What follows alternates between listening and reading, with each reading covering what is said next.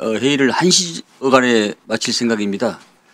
따라서 현행 대비태세를 위해서 합참 의장님께서는 오후에는 이석을 해야 되기 때문에 혹여 질의나 여러 가지 또 사항에 대해서 있으면은 오전 내에 의장님은 현 위치로 가셔야 되기 때문에 질의를 좀 해주시기 바랍니다. 1시 어간에 오전 내에는 마칠 생각입니다. 네.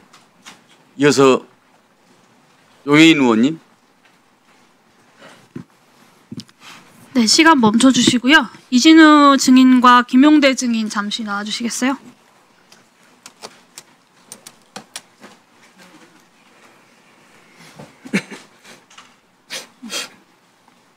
예, 전 수도방위 사령관입니다.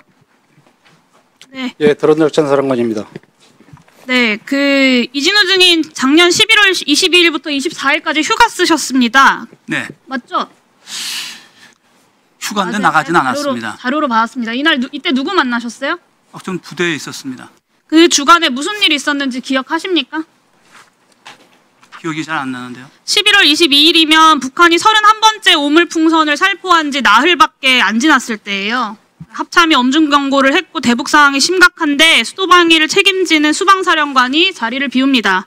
그리고 이때 강호필 증인과 김용대 증인도 같은 시기에 휴가를 겹쳐서 사용합니다. 이진우 증인 22일부터 24일 사이에 윤석열, 김용현, 곽종근, 여인영, 김용대, 강호필, 노상원 중에 만난 사람 있습니까? 없습니까? 저는 작년에 휴가를 매번 냈는데 나간 적은 한 번밖에 없고. 아니 그 시기에 이 사람들 중에 만난 사람이 잡아놨습니다. 왜냐하면 부하들이 지휘관 제가 물어보는 거에만 답변하세요. 그게 대답입니다. 그 시기에 제가 불러준 사람들 만난 적 있어요, 없어요? 없고요. 어려운 질문 아니잖아요. 없고요. 네. 그다음에 정확하게 좀 들어주세요. 합리적으로 좀 생각을 해보면 저는 그 당시 때 항상 위원장님, 휴가 나가면 끊어주십시오. 일정만 잡고 나가지 않습니다. 끊어주십시오, 위원장님. 네네. 예. 아니 지금 제가 방금 말씀하셨잖아요. 굉장히 위험한 위기 상황에서 지휘관이 어디 나갔냐고 물어보셨으니까 얘기해야 되는 거 아니에요? 멈춰주십시오. 네. 제가 물어본 거에 대한 답은 받았습니다. 위원님들 다른 의원 질의에 그렇게 비웃으시고 뭐 그렇게 오늘 잘하셨다고 남의 의원 질의를 막 비웃으십니까? 사령관님, 네. 질의 응답을 짧고 간단하게 핵심적으로 대답해 주시기 바랍니다. 네. 물어본 거에만 답변하세요. 웃지 마세요, 그러면. 재밌으세요, 지금?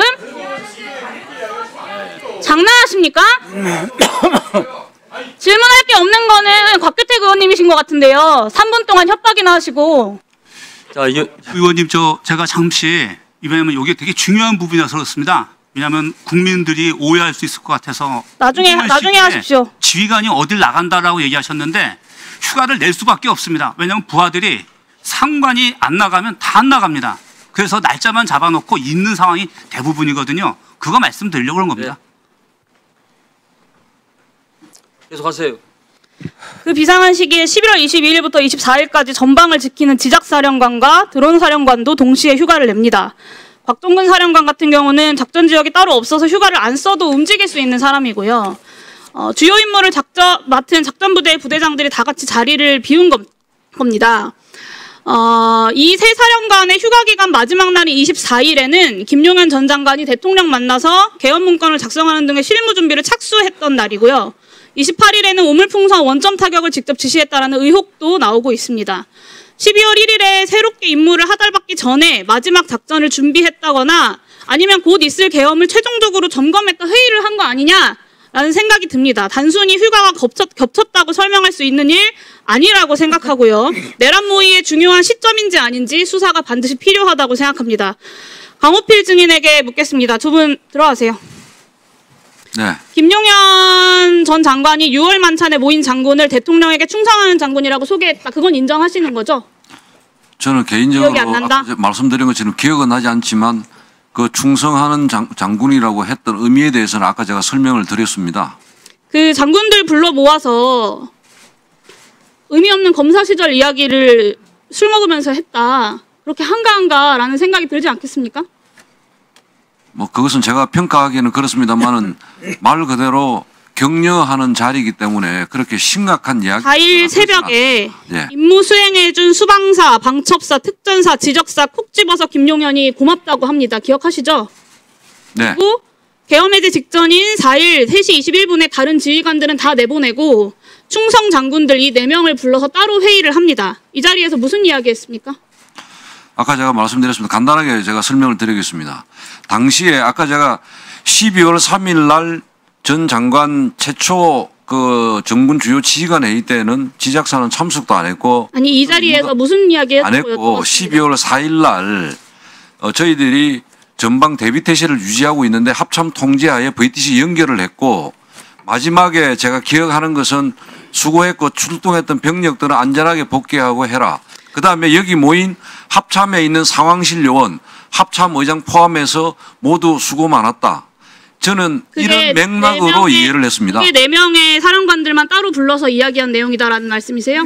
뭐 따로 불렀다기보다는 VTC에는 합참 VTC, 합참과 방첩사, 수방사, 특전사 같이 있었습니다. 그러니까요. 나머지 장군들은 다 내보내고 이 4명의 장군들만 모아서 치하를 했다라는 말씀이신 거잖아요. 회의 모임이 당연히- 아니고 화상회의입니다. 그러니까요. 예. 나머지 다 나가라고 했다고요. 그 연결 끊었다고요. 자료에 나와 있습니다. 좀 조용히 좀 하세요, 좀. 여전히 본인이 불자니까 특별히 충성하는 장군이라고 소개받았다. 그리고 비상계엄 주요 군부대 사령관들만 한 회의에 소집돼서 고생했다라고 지작사를 특정한 거다라고 말씀하시는 겁니까?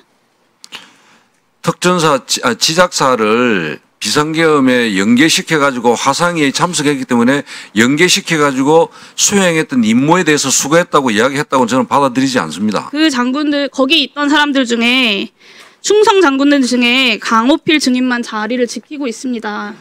계급도 가장 높고 지휘하는 병력도 가장 많은 충성 장군인데 말이죠. 납득할 수 없다고 생각하고요. 비상계엄 당시에 93의 제2기갑여단장이 정보사가 주도하는 수사 2단의 단장으로 임명됐습니다. 알고 계시죠? 신문을 통해서 네. 봤습니다. 정보사 소속도 아니고 수사를 맡아본 적도 없는 지작사 예하의 간부가 수사 단장이 되었습니다. 이게 지작사의 협조 없이 이런 인사가 가능한가요? 분명한 사실은 지작사에 그것을 협조하고 이런 업무적으로 협조하고 하는 그런 상황이 아닙니다. 그럼 그다음에 사령관 모르게 이 기갑 여단장을 빼돌렸다, 따로 인사 발령을 냈다라는 말씀이신 거예요? 제가 한 가지만 그 답변을 드려도 되겠습니까? 빨리 우선 말씀하세요. 이기갑 여단장 휴가권에 대한 승인권자는 군단장입니다. 휴가 말씀드리지 않았습니다. 그다음 두 번째 그 친구에 대해서 어떤 뭐 나중에 가가 저도 이제 뉴스와 조사 결과를 보고 알았지만은 그게 같다든지 이런 상황에 대해서는 전혀 인지하지 못했습니다. 인사 발령에 대해서 여쭤본 거고요. 인사 발령에 다른 대해서도- 얘기하지 마시고 물어보는 거에 예, 답변하세요. 인사 발령에 대해서도 전혀 인지하지 못했습니다. 그러니까요. 그게 말이 되냐라는 말씀을 드리는 거예요. 그리고 핵심은 양전섭 지작사 정보참모부장입니다. 전 정보사령관인 지작사 정보참모가 문상호 전 사령관이랑 매주 골프 치는 거 알고 계셨습니까? 몰랐습니다. 6개월 동안 골프를 9번이나 쳐요. 심지어 10월 말부터는 거의 매주 만납니다. 이게 이상하지 않습니까?